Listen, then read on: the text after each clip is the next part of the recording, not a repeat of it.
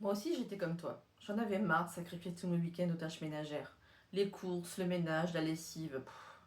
Je finissais mon week-end encore plus crevé que le vendredi soir, alors que, rappelons-le, hein, le week-end, il est là pour recharger les batteries. J'avais passé 2 jours littéralement à crier sur tout le monde parce que les tâches ménagères épuisaient mes dernières réserves et que ma maison était tellement en chaos comme un cercle vicieux. J'en voyais pas le bout. J'en arrivais à avoir peur du samedi parce que je savais que chaque semaine, ça allait recommencer et je ne prenais même plus aucun plaisir à entretenir mon intérieur. Et bien sûr, le lundi matin, j'attaquais ma semaine pro sur les genoux pour recommencer encore et encore et encore. Ça te parle, n'est-ce pas? Alors aujourd'hui, je vais te montrer comment sortir de ce cycle. Il ne s'agira pas d'en faire moins, mais de faire autrement. Et surtout, d'arrêter de tout regrouper sur le week-end.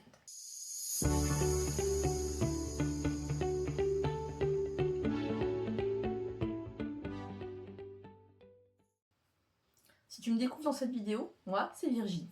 J'aborde chaque semaine avec toi des sujets d'organisation du quotidien, de gestion et surtout de comment reprendre le contrôle de ton temps.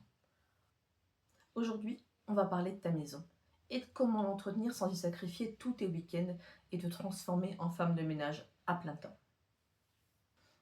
Au programme, le ménage en tranche de 15 minutes, le reset du soir en 10 minutes, le tableau de bord familial, les tâches par âge et ton plan concret pour cette semaine. En partie 1, le ménage en tranche de 15 minutes. Le grand ménage du week-end, c'est une des plus grandes illusions de l'organisation. On te fait croire que tu vas faire tout d'un coup le week-end, le samedi ou le dimanche, et que tu n'auras plus à y penser de la semaine. Mais évidemment, ça marche pas. D'ici mercredi, ta maison, elle aura repris son état naturel. Ta maison, elle vit. Entre le mercredi et le week-end, tu vas subir ta maison et voir ton état se dégrader jusqu'à ne plus la supporter. Et le samedi qui suit, rebelote, grand ménage, énervement, fatigue, week-end pourri. Ma solution, des tranches de 15 minutes. C'est la solution que j'utilise et qui a tout changé chez moi. En semaine, je ne passe que 15 minutes par jour au ménage. Le principe, il est simple. Chaque jour de la semaine, tu fais une zone et tu n'y passes que 15 minutes. Utilise une minuterie ou le chrono de ton téléphone. Tu verras, c'est magique. Pour le découpage, c'est à toi de choisir ou de personnaliser en fonction de ton habitation et de ton rythme d'entretien. Tiens, le rythme d'entretien justement, parlons-en. Ici, il va falloir que tu deviennes raisonnable. J'entends par là que cette méthode, elle ne peut te soulager des tâches ménagères chronophages que si tu te fixes une limite acceptable dans le ménage. Je te donne des exemples. Il ne s'agira pas d'aller déplacer les meubles pour faire les poussières derrière, ou de réorganiser ton garde-manger par ordre alphabétique, ou encore de laver et aspirer tous les sols de ton habitation tous les jours. Tu vois ce que je veux dire? L'objectif, c'est une maison propre. Pas un palace qui brille avec des étoiles partout et où on peut manger par terre. Revenons-en au découpage. Je t'ai dit, c'est à personnaliser en fonction de ton habitation et des tâches ménagères que tu vas accomplir. Pour certaines, le plus simple sera de regrouper par mission, toutes les poussières en une seule fois, ou toute la partie sanitaire d'un coup. Moi, mon découpage, je l'ai fait par pièces. Le lundi, les chambres. Je change les draps, je fais les poussières. Le mardi, la cuisine. Je nettoie les surfaces, l'intérieur du micro-ondes, l'extérieur du frigo, les grilles de la hotte qui passent au lave-vaisselle ce jour-là. Le mercredi, l'entrée, le salon et la salle à manger. Que des poussières et quelques miroirs. Ça va super vite. Le jeudi, le vestiaire et la buanderie. Idem. Des poussières, de l'aspirateur, une formalité. Et le vendredi, le bureau. Je travaille depuis chez moi, donc le bureau, j'y passe des heures. Et quoi de mieux qu'une session de ménage pour fermer cette pièce et fermer la semaine par la même occasion. Voilà, 75 minutes de ménage réparties sur la semaine. Le week-end, je gère les exceptions. Ça va être lancer une pyrolyse et nettoyer le four à fond. Ça va être nettoyer l'intérieur du frigo. Ou encore faire la vitre de toute la maison. Et comme tu nettoies régulièrement, plus rien ne s'accumule. Toutes les pièces de la maison, elles sont faites chaque semaine. Donc 15 minutes suffisent puisque tu n'es plus en train de rattraper 7 jours de désordre. Maintenant, j'aimerais qu'on parle de la minuterie. La minuterie, c'est la clé de cette méthode. Elle fait 2 choses. La première, c'est qu'elle te donne une limite. Tu sais que dans 15 minutes, tu as fini. Donc la tâche, elle est beaucoup moins redoutable. Et aussi, elle est plus facile à intercaler dans ton planning. La deuxième chose, c'est que cette minuterie, elle te surprend par l'efficacité. Tu sais que tu dois faire le ménage, mais tu sais aussi que tu n'as que 15 minutes. Du coup, tu ne traînes pas. Encore une fois, l'objectif ici, c'est pas la recherche de la perfection. N'oublie pas que le perfectionnisme, c'est ce qui va transformer une session de 15 minutes en 2 heures. L'idée, c'est d'avoir une maison propre, rangée, mais qui vit, pas une maison témoin. En partie 2, le reset du soir en 10 minutes. Le deuxième outil, et c'est celui qui va changer le plus la façon dont tu vas vivre tes matins, c'est le reset du soir. L'idée, c'est que chaque soir, avant d'aller dormir, tu passes 10 minutes à remettre ta maison en ordre de base. Attention, je parle pas ici de tâches ménagères.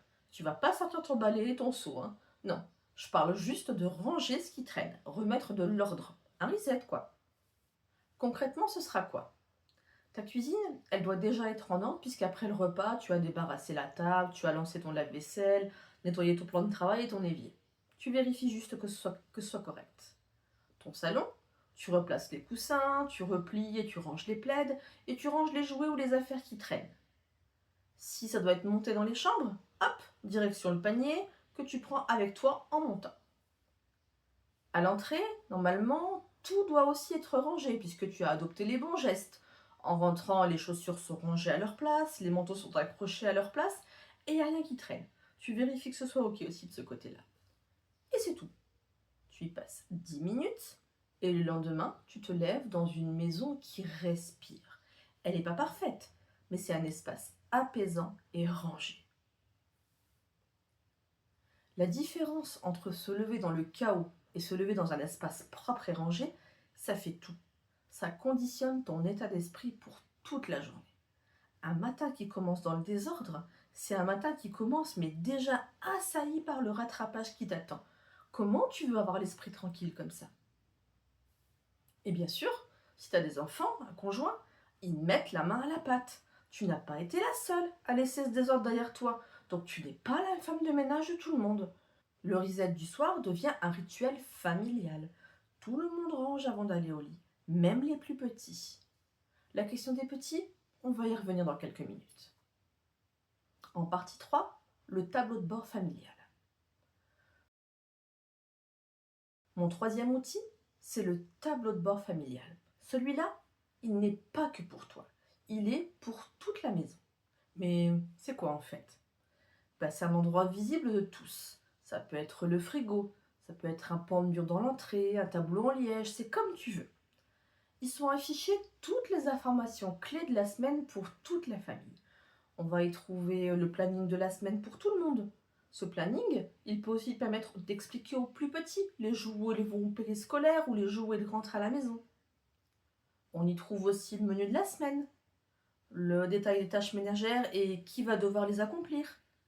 Et j'aime bien aussi, moi, y mettre un planning mensuel. Comme ça, on voit les rendez-vous, on voit les sorties, on voit les événements à venir. On a un peu une vision globale. L'objectif, c'est que l'information, elle ne soit plus que dans ta tête à toi. Tout le monde, au moins les plus grands, ceux qui savent lire, peut se référer à ce tableau sans avoir à te demander. Tiens, dis-moi, combien de fois cette semaine on t'a demandé ce qu'on mangeait ce soir? Ou alors, qui fait le taxi pour la gym? Et en plus, ces questions, elles se répètent autant de fois que tu as d'enfants. Imagine le temps perdu. Maintenant, tout est noté, accessible, et tu ne sers plus d'agenda pour tous. Les tranches d'âge, justement. Maintenant, on va parler d'un sujet qui fait débat. Les enfants et les tâches ménagères. Alors, je vais être directe avec toi. Tes enfants, ils doivent participer à la maison. C'est pas négociable. En le faisant, ils ne te rendent pas service à toi. ils apprennent à vivre en collectivité. Je me rappelle, quand j'allais chercher mes enfants à la crèche, j'arrivais juste après la sieste, avant le goûter, et je voyais tous ces petits loulous avec leur caisse de vêtements pour aller se changer avant de se rhabiller. Ils avaient quoi, 1 an et demi, 2 ans? Et ils étaient tous fiers d'être autonomes pour aller chercher leur caisse et aller faire la queue pour aller changer leur linge. Cette autonomie-là, cette reconnaissance, elle est identique à la maison. Je te donne quelques repères par tranche d'âge.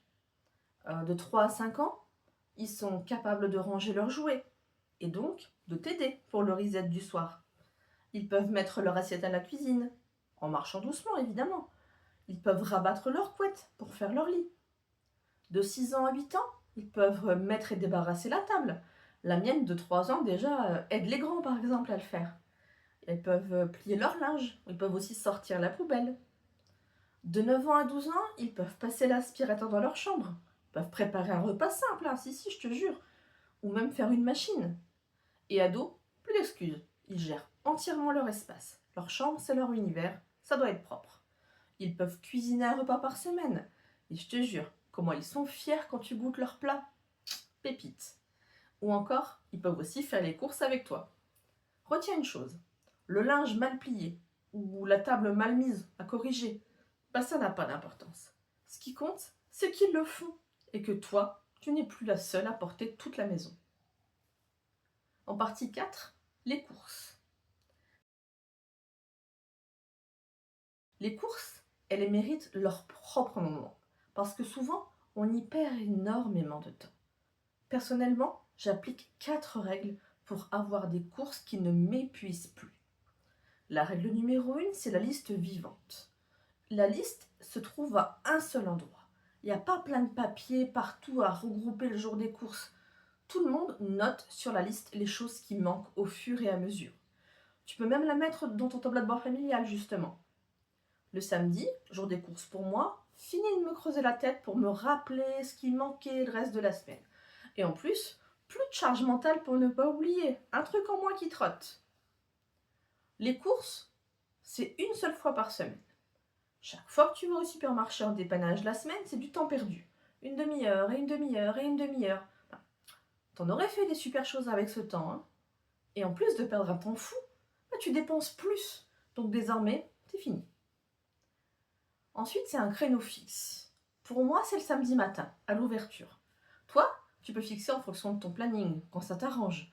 Mais toutes les semaines, le même créneau. Tu n'as plus à réfléchir, c'est automatique. Et enfin, le drive est mon ami. Certaines d'entre vous sont contre le drive, mais pourtant, elles ne voient pas d'inconvénient à se faire livrer leur repas chez Uber Eats. Personnellement, le drive, c'est mon ami. Je fais ma liste, je passe la commande, toujours le même créneau, et je ne sacrifie plus mon samedi à l'hypermarché. Pour la qualité, elle est à 90% au top. Le reste du temps, je demande gentiment au livreur de me proposer un autre lot, et il le fait avec le plus grand plaisir. Avec un sourire, dit gentiment, tout passe toujours. Partie numéro 5, ton plan d'action cette semaine. Tu commences à avoir l'habitude maintenant. T'as des devoirs. Voilà ce que je te propose de faire cette semaine. On va pas tout révolutionner en même temps, on commence petit. Dès ce soir, tu fais le reset. 10 minutes. Tu vérifies la cuisine et l'entrée. Et tu ranges le salon. Juste ça. Surtout, implique les enfants. Fais passer ce moment pour un moment de jeu. Ça marche toujours. Ça peut être on fait la course ou ça peut être le dernier qui a fini a perdu. Hein, tu vois? Et demain matin, observe comment tu te sens en te levant dans un espace rangé. Ensuite, cette semaine, tu choisis un jour et tu fais 15 minutes de ménage ciblé. Juste un jour pour tester. Décide à l'avance ce que tu vas faire et lance ton minuteur. Tu te mets en action, 15 minutes et c'est tout. Après, rien ne t'empêche de réitérer le lendemain et le surlendemain si ça t'a plu, hein. Tu verras, c'est super efficace. Et ce week-end, crée ton tableau de bord familial. Même simple, une feuille sur le frigo, tu démarres tout simple. Et c'est tout.